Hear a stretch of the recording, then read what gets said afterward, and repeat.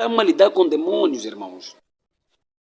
Durante o período que passamos em nosso país, muitos vídeos foram publicados na internet perguntando: cadê os nossos líderes?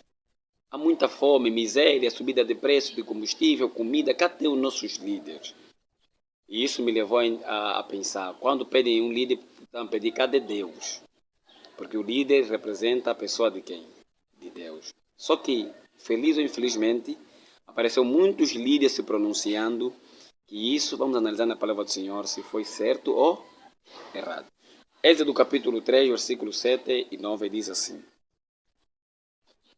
Disse ainda o Senhor: certamente vi a aflição do meu povo, que está no Egito, e ouvi o seu clamor por causa dos seus exatores.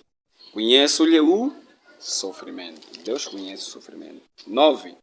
Pois o clamor dos filhos de Israel chegou até mim, e também vejo a opressão com que os egípcios estão oprimindo. Primeiro, no livro de Êxodo mostra que Deus ouviu o clamor, viu a aflição e atendeu ao pedido e pediu para Moisés ir libertar o povo de Israel. Nesse texto já mostra que Deus compreende a aflição da subida do combustível, a aflição do saco de arroz, a aflição dos hospitais em péssimas condições, a aflição de mortes nos hospitais por não ter médicos capacitados, por estar ignorados os doentes, que Deus vê o nosso clamor e ouve a oração daquela mamã que não tem o que comer, que perdeu o marido, que a família lhe abandonou, ouve todas essas aflições.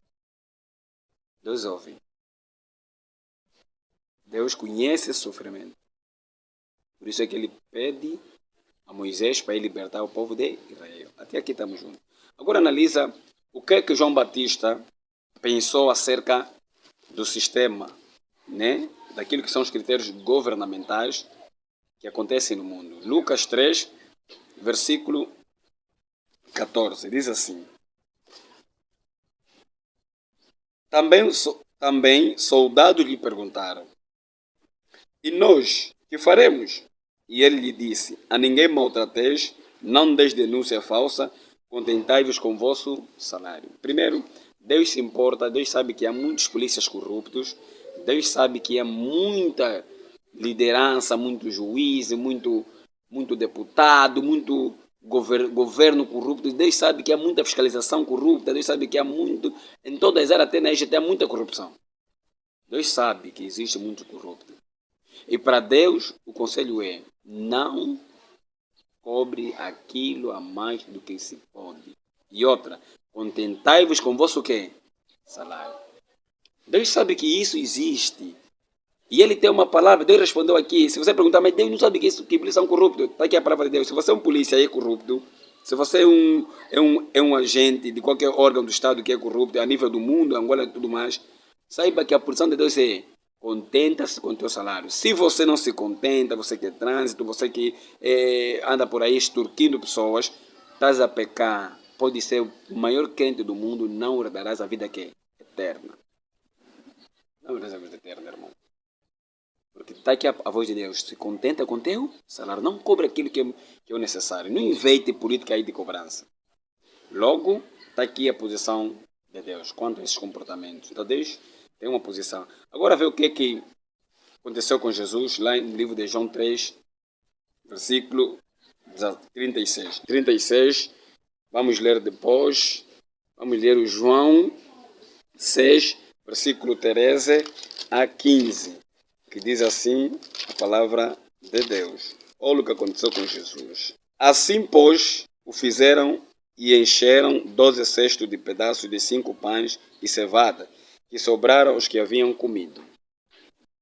Vendo, pois, os homens o sinal que Jesus fizera, disseram: este é verdadeiramente o profeta que devia vir ao mundo. Sabendo, pois, Jesus que estavam para vir com o intuito de arrebatá-lo para proclamarem rei, retirou-se novamente sozinho no monte. Jesus, quando fez a multiplicação dos pães, né, nesse período Israel estava sendo oprimido pelos romanos. Havia muita extorsão, havia muitos problemas políticos. Israel estava sob um jugo dominador de Roma. E nesse período, Israel queria libertação. Veja só, coincidência, mais uma opressão. Só que o povo de Israel esperava um libertador que poderia lhe libertar da mão do romano. E quando Jesus vem e começa a operar milagres, multiplicação de pães, curar doente, ressuscitar morto, o povo entende de que esse tinha que ser o nosso líder para nos libertar da mão do quê? Do romano. E queriam proclamar Jesus como um rei. Jesus se afastou. Por quê? Porque Jesus sabia que o reino dele não era deste mundo, que ele não veio para trazer liberdade física, veio para trazer liberdade espiritual. Por quê? Porque a liberdade espiritual nos proporciona a mente de que teremos um dia, um céu, para se viver e que este mundo tem que terminar. Jesus veio passar essa ideia. E nós, como crentes, também temos essa missão de passar a ideia de que, apesar da subida do arroz, do saco da gasolina e tudo mais, o nosso reino não é deste mundo. É do mundo por vir. Por quê? Vê o que Jesus responde a Pilato. 18, versículo 36. Jesus responde assim a Pilato. Respondeu Jesus: o meu reino não é deste mundo. Se o meu reino fosse deste mundo, os meus ministros se empenhariam por mim para que não fosse entregue aos judeus. Mas agora o meu reino não é daqui. Jesus responde assim: eu sei que a luta política é que eu tenho que me defender, mas eu não vou me defender. Sabe por quê? Porque eu não sou desse mundo. Se eu fosse desse mundo, quem poderia vir lutar por mim seriam os anjos, não eu. Então Jesus estava a responder assim: olha, os problemas desse mundo é por conta do pecado que o inimigo trouxe. No mais que eu falar, isso não vai diferir muito. Isso acontece hoje. Hoje muitos pregadores se pronunciaram diante dos problemas políticos, não como líderes religiosos, mas sim como líderes políticos. E os problemas políticos, eles vão acontecer porque o livro de Mateus já proclamou que haverá fome, guerra e terremoto. E em cada geração que vir, vão provar a mão pesada dessas palavras que Jesus disse. Por que acontece isso? Porque o mundo fugiu das mãos de quem? De Deus. Então você, como líder político, não pode estar aí a querer trazer ideias políticas naquilo que é o plano da salvação. Hoje muitos líderes estão aí a pregar de que sim, de que os chineses entrou depois os portugueses. Calma, isso é uma verdade, mas isso não é a mensagem que Jesus veio trazer. Jesus não quer ser proclamado rei nesse mundo. Ele quer ser proclamado rei no outro mundo. Nesse mundo ele quer trazer libertação espiritual. O que é que deve acontecer? Os líderes devem pregar a volta de Jesus. Com esses todos os problemas do país, nós devemos aproveitar para pregar sobre a volta de Jesus, mostrar que esse mundo tem que terminar para vir um mundo melhor. Só que os líderes das mensagens de prosperidade, de que Jesus tem, de que você é filho do rei, toma o óleo do azeite, toma a manteiga do não sei mais do que, você vai prosperar. Eles entendem de que esse mundo vai melhorar. Não. Podem trocar de governo. O mundo não vai melhorar. Angola não vai melhorar. O Brasil não vai melhorar. A Europa não vai melhorar. Porque os governos, enquanto estiverem mergulhados na feitiçaria, na macumbaria, para segurarem cargos, nunca vão nos tratar como seres humanos, mas sim como instrumento. Por quê? Porque quando um líder político se mete com Satanás, torna-se um faraó. Ele governa com cajado de ferro e ele não está aí para trazer paz, é guerra e conflito. Então estamos a lidar com demônios. Estamos a lidar com demônios, irmãos. E com demônios não se conversa, se ora. E se pede libertação a partir de Deus, assim como o povo de Israel fez. Se você quiser se libertar sozinho, eu quiser me libertar sozinho, só vou ver caos, problemas. E há muitos mecanismos de nós sairmos dessa que não é por meio desse sistema.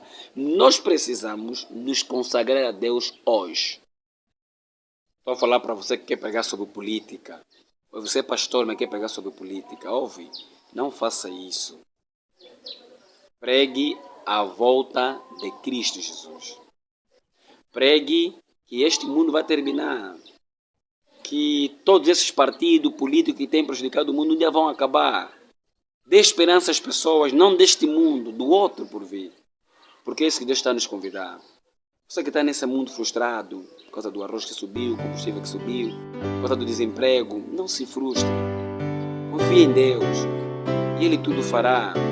Ele diz na sua palavra que não se preocupa com comer e beber. Isso o mundo se preocupa. Busquei primeiro o reino de Deus e outras coisas vos será que acrescentada. Eu quero dizer assim, meu irmão, entrega-se a Deus. Abandona os teus vícios. Abandona o teu pecado. Veja, quando nos teus pecados tu entregas a Deus, que Ele fará o melhor para ti.